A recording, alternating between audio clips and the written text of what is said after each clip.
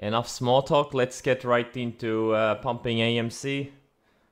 Well, what do you mean pumping? Define the word pumping. It's one of the most liquid stocks in the world. How can you pump something that's that liquid? It's like me trying to pump, I don't know, the spice. You can't.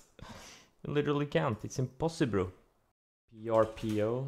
No. It's a broken microcap, guys. What have I said? That when these microcaps, they lose the 20, they're done. Don't even think about them. The micro nano caps, they're done. They need a new pump to get going. It's just breaking out of an insane range. Why do you want to short it? Wait until a parabolic or backside. That's your edge. Everything else is futile. Goes for any momentum stock. You don't randomly short inside of a range. Easier said than done. You know, I've done that mistake many times too.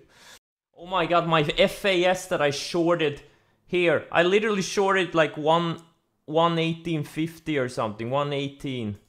40,000 shares. And it's now like $20 lower. Nice. What was set up for a fast? Trend break. Breakdown. From a long uptrend. Same thing as on SPXL.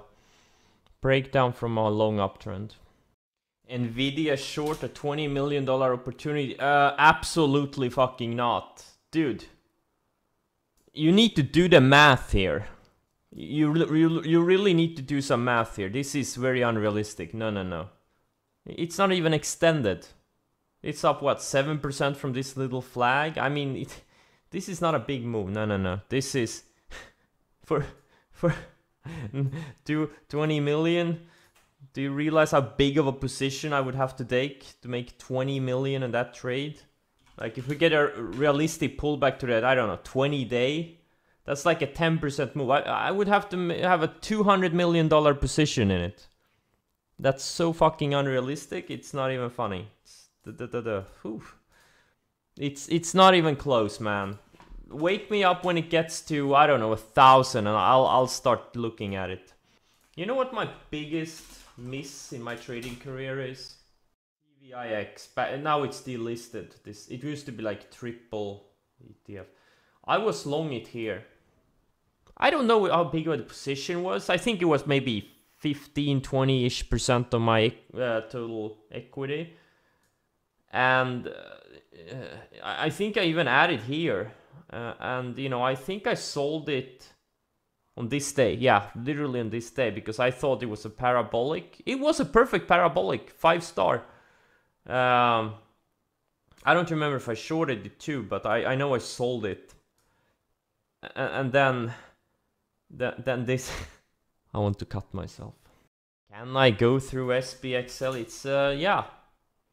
It's a triple SPY ETF. And it's breaking a long-term trend. And, you know, if we get to the 200 day, there's gonna be some money to be made. Look, you don't have to be super advanced in your analysis. Usually simple stuff works the best. Trust me on that one. The simpler, the better. And you're gonna outperform 99% of experts, or the so-called experts. Yeah. That's what happens, you know, you get these rallies, you know, you gotta be on the ones that are early, not the ones that are laggards. That's why I'm so afraid to buy, you know. Barely breaking this great weekly range, but it's kind of a laggard, you know, the best ones, you know, Nvidia and the SC, and they already broke out. People want to rationalize a move for everything. Sometimes stocks just go up and sometimes they go down. It's as simple as that. It's not rocket science. Sometimes... You know, there's always buying and shorting and short covering on these momentum stocks at any level. Is live overextended? Are you kidding me? It's building a flag. What do you mean overextended? It's actually a pretty decent... It's gonna be a really good setup in 2-3 days.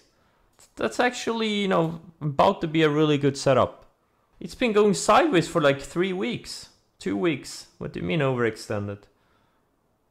This thing had several good setups along the way. This was a pretty decent one.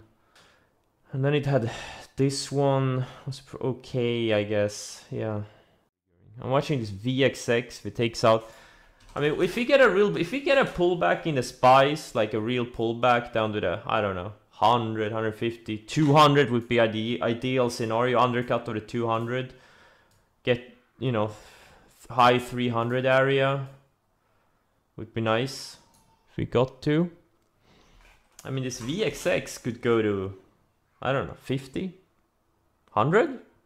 I mean, if you look at the, like, if you zoom out a little bit, this thing is, you know, due for a pullback. If it can't reclaim the 50, man, we could see some interesting price action going forward. Also remember, the only moving average you guys need are the 10, 20, 50. You don't need the 100, 150. You know, this is 5-star, man. This is 5-star. Oh, I mean, this is beautiful. Textbook. It really is beautiful. Okay, 4.5 stars. Really good. That's a good question. Why am I a moron trading VXX when I can trade UVXY? Because UVXY has a higher ADR. Why am I wasting my precious time with VXX when UVXY has, what's the difference? Yeah, big difference. 3.9, you know, that's almost 50% higher ADR, which means let's say if VXX goes up 100%, UVXY will go up like 150%. You know, so you want to be in the highest ADR one, unless there are no like liquidity restrictions. Yeah, exactly. UXY is 1.5 times VXX. That's what I said, but I said it with more words. Oh, thanks for the great information. I had no idea. Since I don't use hard stops anymore, guys, I haven't used hard stops in a few weeks. It's pretty amazing.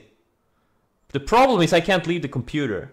Or I have to bring my laptop everywhere. You know, even if I go to the bathroom, I have to bring my laptop in case something goes off. Nah, not really that bad, but I haven't wicked anything in a bad way in a while.